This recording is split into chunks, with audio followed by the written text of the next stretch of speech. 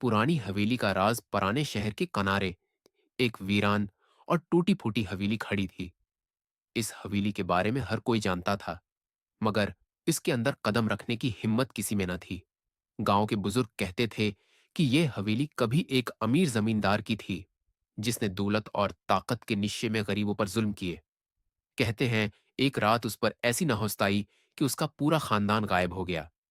बस हवेली रह गई और उसके सन्नाटे में दबे हुए राज। हसन, साजिद और अली तीन दोस्त थे। शहर में पढ़ाई खत्म करने के बाद छुट्टियां गुजारने गांव आए थे। नौजवानी का जोश, शहरों का गुरूर और खौफ का मजाक उड़ाने की आदत उनकी पहचान थी। एक शाम गांव के बाहर बैठे जब बुजुर्गों ने पुरानी हवेली की कहानी सुनाई, तो हसन ने कहकहा लगाया, क्या आप लोग अब भी इन फरसूदा बातों पर यकीन रखते हैं? भूत प्रीत ये सब किस्से हैं। साजिद ने चमकती आंखों से कहा, क्यों ना आज रात चलकर देखें, वैसे भी हमें कुछ नया चाहिए। अली ने थोड़ा झिझकते हुए कहा, यार मजाक अपनी जगह, मगर कहते हैं वो हवेली सच्ची में मनहूस है।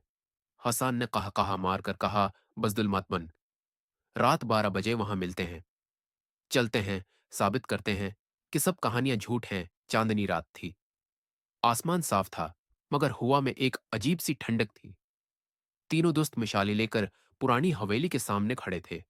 हवेली की दीवारें जर्द और कायजदा थीं। खिड़कियां टूटी हुई, दरवाजे पर जंग आलूद ताले टूट चुके थे। दरवाजा खुद ब खुद चढ़ की आवाज से खुल गया, जैसे किसी ने उनकी आमद का इंतजार किया हो। ये तो खुद ब खुद खुल गया। अली ने खौफजदा होकर कहा, बस हुआ है, डर मत, आओ अंदर। हसन ने आगे बढ़ते हुए कहा। हवेली के अंदर घप अंधेरा था। सिर्फ मुशालों की हल्की रोशनी दीवारों पर लरुजती परछाइयां बना रही थी। दरो दीवार पर पुराने जमाने की निकाशी, मगर जंगालूद खून के पुराने धब्बे और एक अजीब सी घटन। हर कदम पर फर्श चरचराता, दीवारों से मकड़ी के जाले लटक रहे थे और हवा में एक बदबू बसी हुई थी, जैसे पुरानी मौत की। अचानक एक कमरे के दरवाजे से ठंडी हवा का झोंका आया। दरवाजा खुद ब खुद खुला। साजिद ने हैरत से कहा, यह कैसे? हसन हंसा, तुम दोनों डरपोक हो, आओ यही कमरा देखते हैं। कमरा अंदर से अजीब था। एक दीवार पर पुराने जमाने की खानदान की तस्वीर लगी थी, जिसमें एक जमींदार, उसकी बीवी और दो बच्चे थे। मगर तस्वीर की आंखें जैसे हरकत कर रही हूं। हसन ने मजाक में कहा, यार लगता है ये तस्वीर हमें देख रही है। उसी लम्हे कमरे की लालटीन खुद ब खुद जल उठी। तीनों उछल पड़े। अली ने कपकपाती आवाज में कहा, ये सब कैसे हो रहा है? फर्श पर अचानक फर्श पर अचानक एक पुराना रिसाला पड़ा हुआ दिखाई दिया, जिस पर खून के धब्बे थे। हसन ने उसे उठाया और जल्द पलटने लगा। अचानक हुआ में कहा, ये ईस्ट सब कैसे हो रहा है? फर्श पर अचानक एक एक सफ़े पर उसने पढ़ा, जो कोई इस हवेली में आएगा, वो उस राज का हिस्सा बनेगा जो यहां दफन है। अचानक कमरा लरजने लगा, दीवारों से सरगोशियां उभरने लगे। कोई बोल रहा था, जुल्म का बदला चुकाना है, तुम आए हो, अब वापस नहीं जा सकते। अली चीखा, चलो यहां से निकलते हैं। तीनों ने पलटकर भागना चाहा, मगर हवेली का दरवाजा बंद हो चुका था। दरवाजे पर खून से लिखा था, रास्ता तब खुलेगा जब तुम सच को सामने लाओगे। हसन ने दीवार से लगकर कहा, यह क्या हो रहा है? हमने क्या कसूर किया? एक आवाज गूंजी, जो कानों में गूंजती चली गई, तुम नहीं, तुम्हारे आबाओ अजदाद ने, और तुम सजा पाओगे। इसी लम्हे कमरे के वस्त में जमीन हिली और एक लकड़ी का फर्श टूटा। नीचे सीढ़ियां थीं, अंधेरी, गहरी, और वहां से किसी बच्चे के रोने की आवाज आ रही थी। हसन बोला, यह कैसा बच्चा है? साजिद ने कपकपाते हुए कहा, यह शुरुआत है। हवेली का राज नीचे छिपा है। वहां से अंधेरा मजीद गहरा होता चला गया। तीनों दोस्त जमीन में बने इस गहरे सियाह रास्ते को देख रहे थे, जो शायद सदियों से किसी ने इस्तेमाल न किया था। सीढ़ियों से नीचे आती आवाजों में किसी बच्चे की सिसकियां और हल्की हल्की सरगोशियां सुनाई दे रही थीं। साजिद ने कपकपाती आवाज में कहा, ये बच्चा कौन है? ये आवाजें, ये सब असली है या हम ख्वाब में हैं? हसन ने दानत चबाते हुए जवाब दिया, मैन, अब नीचे जाना ही पड़ेगा, शायद यही कोई रास्ता हो बाहर निकलने का। अली ने खौफ से एक नजर ऊपर की और बोला, हमें अल्लाह का नाम लेना चाहिए, ये जगह आम नहीं है। तीनों ने बसमल्ला पढ़कर मुशाले संभाले और कदम ब कदम नीचे उतरने लगे। सीढ़ियां चीखती थीं, दीवारों से पानी टपक रहा था और एक बदबू हर कदम के साथ तेज होती जा रही थी, जैसे कुछ गल रहा हो, सड़ रहा हो। नीचे उतरकर वो एक सर्द तहखाने में पहुंचे। दीवारों पर खूनी हाथों के निशानात और फर्श पर पुरानी हड्डियां बिखरी पड़ी थीं। इनमें से किसी की खोपड़ी साजिद के कदमों से टकराई और वो चीख उठा। ये इंसान की हड्डी है, एहसान ने संजीदगी से कहा। मैं ये सब कुछ किसी जुल्म की निशानी है, यहाँ कुछ छुपाया गया है। तहखाने के एक कोने में पुराना संदूक रखा था, जिस पर ताला लगा था। हसान ने उसे हटाया था, खोलने की कोशिश की, मगर ताला टूटने का नाम नहीं लेता था। अचानक दीवार पर खून से लिखा एक जमला नजर आया। खून से लिखा गया, राज पढ़ो, समझो और आजाद हो जाओ।